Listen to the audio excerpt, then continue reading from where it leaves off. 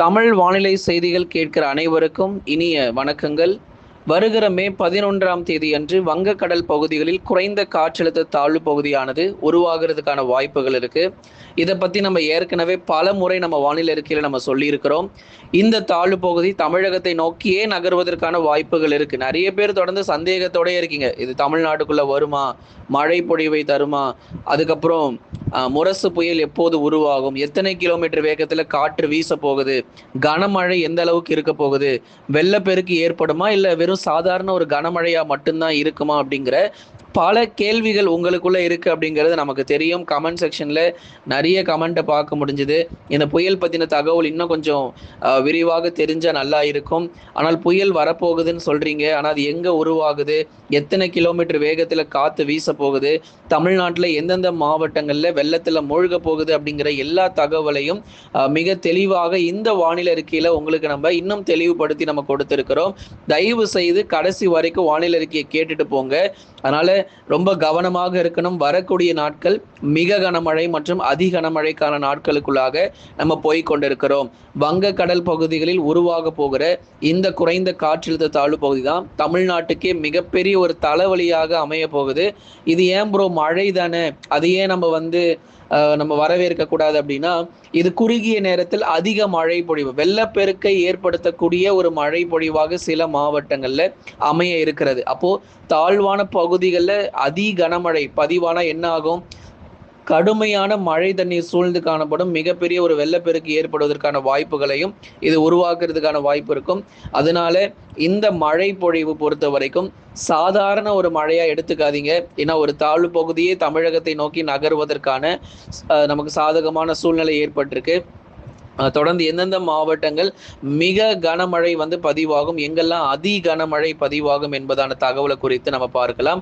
நீங்க எல்லாருமே ஒண்ணு பண்ணுங்க, ஸ்கிரீனுக்கு கீழே தெரியக்கூடிய அந்த லைக் பட்டனை மறக்காம கிளிக் பண்ணுங்க. நிறைய மாவட்டத்தில் மழை வந்துகிட்டு இருக்கு, அதனால அந்த லைக் பட்டனை கொஞ்சம் சீக்கிரமா கிளிக் பண்ணுங்க. பக்கத்தில் இருக்கக்கூடிய சப்ஸ்கிரைப் பட்டனும் கிளிக் பண்ணுங்க. நண்பர்கள் உறவினர்கள் தெரியப்படுத்த ஷேர் பண்ணுங்க, அவங்களும் பார்த்து பயன்பெறட்டும். வங்கக்கடலில் மே 11ஆம் தேதி அன்று குறைந்த காற்றழுத்த தாழ்வு பகுதி உருவாகி தமிழகம் நோக்கி மெல்ல நகர்ந்து பல இடங்களிலும் தாழ்வான பகுதிகள் முதற்கொண்டு எல்லா இடங்கள், கடலோர மாவட்டங்கள், டெல்டா, தென் மாவட்டங்கள், உள் மாவட்டங்கள் என எந்த பகுதியும் விட போறது கிடையாது. அதுல குறிப்பா கடலோரத்துல மிக கனமழை முதல் அதி கனமழை கொட்டி தீர்க்காம இது போறதும் கிடையாது நண்பர்களே. முதலாவதாக நம்ம பார்க்க போறது வட தமிழக கடலோர மற்றும் டெல்டா மாவட்டங்கள் தான். 100% உறுதியான மழை பொழிவு கிடைக்கும். 50%, 70%லாம் இல்லை. மாவட்டத்துல எல்லா பகுதியும், எங்க ஊர்ல மழை வரல, அங்க மட்டும்தான் மழை வந்ததுன்னு இப்ப சில கமெண்ட்டை பார்க்க முடியுது. ஆனா கவலைப்படாதீங்க, நிச்சயமாக மாவட்டம் முழுவதுமான கனமழைக்கான வாய்ப்பாக தான் இப்ப நம்ம எதிர்பார்க்கிறோம். முதலாவதாக இன்னைக்கு நம்ம பார்க்க போறது சென்னையிலிருந்து புதுக்கோட்டை வரை இருக்கக்கூடிய கடலோர பகுதிகள் எப்படிப்பட்ட ஒரு மழை பொழிவு இருக்கும் அப்படிங்கிறத பார்க்கலாம். சென்னை, திருவள்ளூர், காஞ்சிபுரம் மற்றும் செங்கல்பட்டுல தற்போதைய நிலவரப்படி விட்டு விட்டு மிதமான மழை, கனமழைங்கிறது ஆங்காங்கே சில இடங்கள்ல பதிவாகிட்டு இருக்கு. பெரும்பாலும் மிதமான மழையும் ஓரிரு இடங்களில் கனமழையுமாக சென்னை பகுதிகளில் பதிவாகி வருது. சென்னைனா சென்னை மட்டும் இல்லை, அதன் சுற்றுவட்டார மற்ற இடங்களிலும், மற்ற மாவட்டங்கள், அந்த சுற்றி இருக்கக்கூடிய காஞ்சிபுரம், திருவள்ளூர், செங்கல்பட்டு உள்ளிட்ட இடங்களிலும் பரவலாக மழை பெய்து வருகிறது. நீங்க அதை ஏற்கனவே கமெண்ட் செக்ஷன்லயும் தெளிவா போட்டிருந்தீங்க. மழை பொழிவு அதிகாலையே தொடங்கி விட்டது, சென்னை, செங்கல்பட்டு பகுதிகளில் அதிகாலமே எங்களுக்கு மழை தொடங்கி விட்டதுன்னு சொல்லி சிலருடைய கமெண்ட்டை பார்க்க முடிஞ்சது. அதனாலதான் சொல்றோம், இது சாதாரண மிதமான மழை, கனமழை தான். ஆனா இப்ப அடுத்து வருது பாருங்க, மே 13க்கு அப்புறம் வரக்கூடிய மழை தான் மிக கனமழையும் அதி கனமழையும் புரட்டி போடுகிற ஒரு மழையா இருக்கும். அதனால மே 12ஆம் தேதி வரைக்கும் கனமழை தான், விட்டு விட்டு பதிவாகும் மிதமான மழை தான். பெருசா ஒன்றும் ஆபத்து கிடையாது, பெருசா ஒன்றும் எங்கேயும் வெள்ளப்பெருக்கு வரப்போறது கிடையாது. ஏற்கனவே அடிச்ச வெயிலுக்கு மழை பார்த்தீங்கன்னா இன்னும் அதிகமா வரணும் அப்படிங்கிறது தான் பலருடைய ஆசையாக இருக்கு. நீங்க எதிர்பார்க்கிறத விட 2 மடங்கு மழை பொழிவு கண்டிப்பா கொட்டி தீர்க்கக்கூடும். ஆகவே மே 12 வரைக்கும் பெருசா எந்த ஆபத்தும் கிடையாதுங்க. இதே மாதிரி கிளைமேட், அதாவது வானிலை பொறுத்தவரை மிக அருமையா இருக்கும். மிதமான மழை, கனமழையா தான் இருக்கும், அதுல எந்த பிரச்சனையும் இல்லை. அதுக்கப்புறம் வரப்போது பாருங்க, புதன், வியாழன், வெள்ளிக்கிழமை அன்னைக்கு இருக்குங்க, சென்னையிலிருந்து புதுக்கோட்டை வரை இருக்கக்கூடிய எல்லா கடலோரங்களிலும் முரசு புயல் கதற விடும் அப்படிங்கிறதுல மாற்று கருத்து இல்லை. இது ஏன் நம்ம முரசு புயல்னு சொல்றோம்னா, இங்க உருவாகிற தாழ்வு பகுதி தமிழகத்துல கரை கடந்து அரபிக்கடல் வழியாக பயணித்து அங்க ஒரு புயல் சின்னமா மாற இருக்கிறது. அதனால இங்க உருவாகக்கூடிய தாழ்வு பகுதி தான் தொடர்ந்து தமிழகத்துல நல்ல ஒரு மழை பொழிவை கொடுத்துட்டு அதுக்கப்புறம் உள் மாவட்டங்கள் வழியாக பயணித்து கடலோர கர்நாடக வழியாக நம்ம தொடர்ந்து நீடித்து அங்க இருக்கக்கூடிய அரபிக்கடல் பகுதிகளில் இது வந்து நிலை கொண்டு ஒரு முரசு புயலாக வலுப்பெறும் என்ற எதிர்பார்ப்புகள் தொடர்ந்து நமக்கு காத்திருக்கு. அதனால தமிழ்நாட்டில் காற்று பாதிப்பு எந்த அளவுக்கு இருக்க போகுது அப்படின்னா, காற்று பாதிப்புனால நமக்கு எந்த பிரச்சனையுமே கிடையாதுங்க. காற்றுனால எந்த சேதமோ பாதிப்போ இல்லை. மழையினால் மட்டுமே அதிக மழை பொழிவு, வரலாறு காணாத மழை. மே மாதத்தில் இத்தனை சென்டிமீட்டர் மழை பெய்யுமா அப்படின்னு ஒரு கேள்விக்குறி கேட்குற அளவுக்கு ஒரு வரலாறு திரும்புகிறது அப்படின்னு தான் நம்ம சொல்லணும். அதன் பிறகு கடலோரங்களில் மிக கனமழை பொறுத்த வரைக்கும் ரொம்ப தீவிரமாக இருக்கும். அதி கனமழைக்கான வாய்ப்புகளையும் மே 15, 16, 17 போன்ற தேதிகளில் தொடர்ந்து கடலோர மாவட்டங்கள் சென்னை, திருவள்ளூர், காஞ்சிபுரம், செங்கல்பட்டு, விழுப்புரம், கடலூர், புதுச்சேரி, காரைக்கால், கள்ளக்குறிச்சி, அதை தொடர்ந்து டெல்டா மாவட்டங்கள் ரொம்ப ரொம்ப கவனமா இருக்கணுங்க. சென்னையிலிருந்து கடலூர் வரைக்காச்சும் ஓரளவு மிக கனமழை வரைக்கும் தான் பதிவாகும். ஆனா டெல்டா பகுதி இருக்கு பாருங்க, நாகை, தஞ்சை, திருவாரூர், அரியலூர், பெரம்பலூர், திருச்சி, புதுக்கோட்டை, ஊர் பேர் சொல்ல டைம் இல்லை, அதனால மாவட்டத்தின் பேரை மட்டும் நம்ம சொல்றோம். ஒரு இடம் விடாதுங்க, இந்த மழை ஒரு இடத்த விடாது. எங்க ஊர்ல மழை வரலன்னு சொல்லவே முடியாது. டெல்டா மாவட்ட மக்கள் கண்டிப்பாக எங்க ஊர்ல மட்டும் ஒரு சொட்டு கூட மழை பொழிவு இன்னும் வரவே இல்லை அப்படின்னு சொல்லவே முடியாது. அந்த அளவுக்கு மழை பொழிவு இந்த மே 13, 14, 15 போன்ற நாட்கள்லாம் ரொம்ப அதிகமான மழை வாய்ப்புகள் காத்திருக்கு. இன்றைக்கும் நாளைக்கும் உங்களுக்கு கனமழை இருக்கும். அதன் பிறகு மிக கனமழை தீவிரமடையும். எல்லாத்திற்கும் மிக முக்கியமான காரணம் வங்கக்கடலில் உருவாக போகிற குறைந்த காற்றழுத்த தாழ்வு பகுதி முதல் கட்டமாக வடக்கு திசை நோக்கி நகரும். நகர்ந்து பிறகு தமிழகத்திலேயே கரை கடந்து கர்நாடக மாநிலங்கள் வழியாக தொடர்ந்து அரபிக்கடல்ல சென்று அங்க வந்து ஒரு புயல் சின்னமாக மாறுவதற்கான வாய்ப்புகள் எதிர்பார்க்கிறோம். அடுத்ததாக இது தெளிவா புரிஞ்சிருக்கும்னு நினைக்கிறோம். சென்னையிலிருந்து புதுக்கோட்டை தயவு செஞ்சு கவனமா இருந்துக்கோங்க. மே மாதம் தானே, சும்மா எதனா சொல்லுவாங்க, அதெல்லாம் ஒன்றும் பெருசா வராது அப்படின்னு மட்டும் சாதாரணமா விட்டுட்டு போயிடாதீங்க. மே மாதத்தில் அதனாலதான் வரலாறு காணாத கனமழை நம்ம சொல்ல காரணம் அதுதான். பொதுவாக நவம்பர்ல தான் இப்படிப்பட்ட மழை பொழிவுகள் நம்ம வந்திருக்கிறத பார்த்துருக்கிறோம். ஆனா மே மாதத்தில் இப்படி ஒரு மழை வருமாங்கிறத பொறுத்திருந்து பாருங்க. அடுத்ததாக வட தமிழக உள் மாவட்டங்கள் மிக முக்கியம். இவ்வளவு நேரம் பேசுறதுக்கு காரணம் மழை பொழிவு இல்லாம கிடையாதுங்க.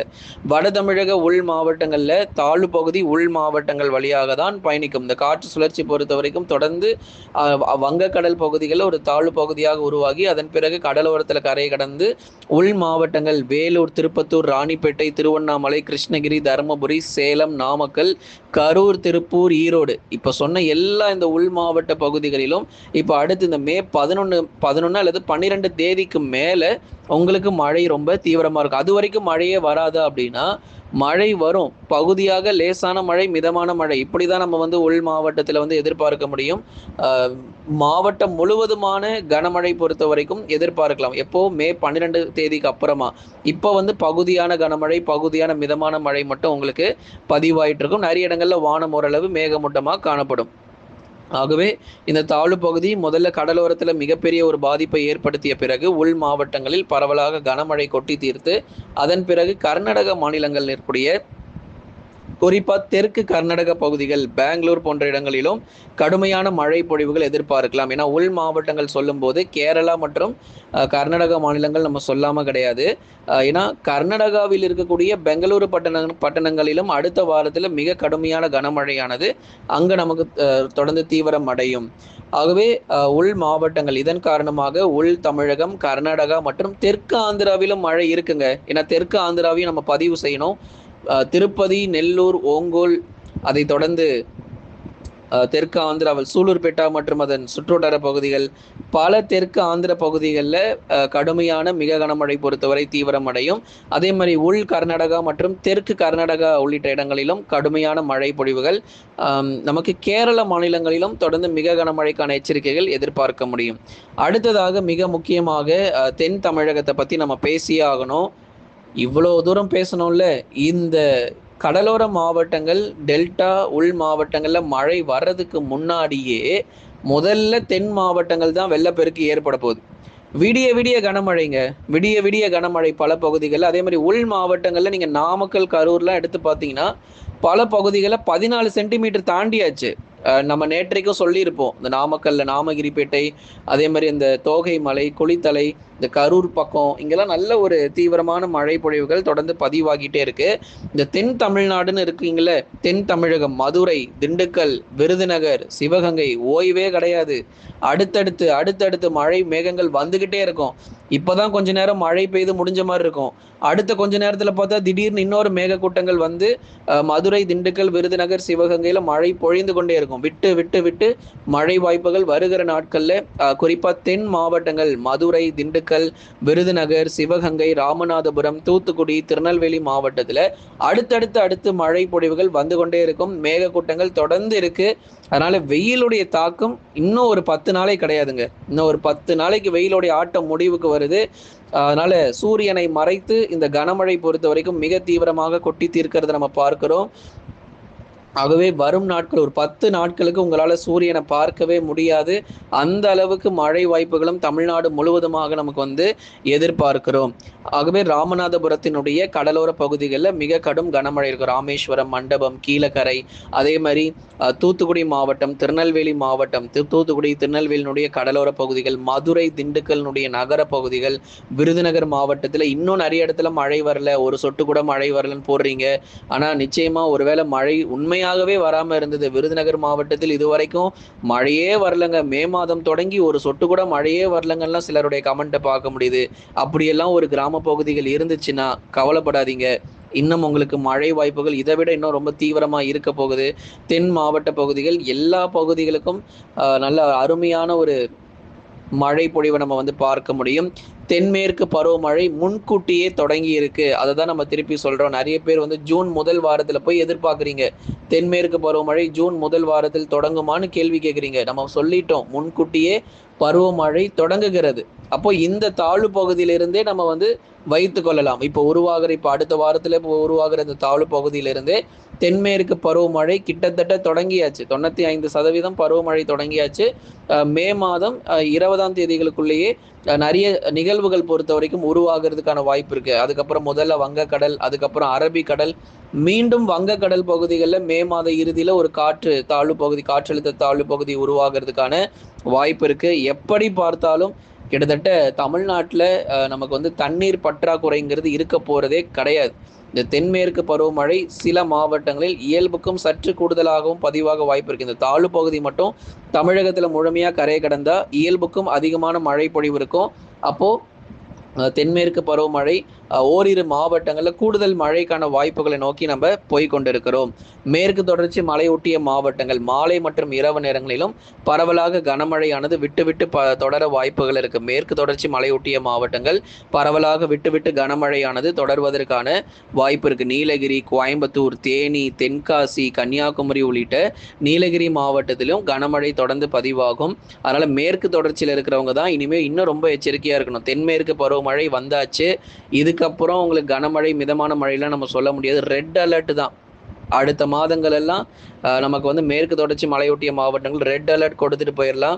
அதனால தொடர்ந்து கனமழை தென்மேற்கு பருவமழையில கேரளா, தமிழகம், கர்நாடகா மற்றும் தெற்கு ஆந்திராவில் நல்ல ஒரு அருமையான ஒரு மழை பொழிவுகள் நிச்சயமாக பதிவாக வாய்ப்பு இருக்கு. வட இந்தியாவில் இருக்கக்கூடிய மற்ற மாநிலங்கள்ல வேணா சில பகுதிகளில் மழை பற்றாக்குறை ஏற்பட்டு குறிப்பாக இந்த தென்மேற்கு பருவமழை ஓரிரு மாநிலங்களில் பொய்து போக வாய்ப்பு இருக்கு. என்னதான் நமக்கு மழை வந்தாலும் ஒட்டுமொத்தமாக தென்மேற்கு பருவமழையை ஒட்டுமொத்தமாக எடுத்து பார்க்கும்போது சில மழை பற்றாக்குறைகள் வட மாநிலங்களில் ஏற்படக்கூடும்.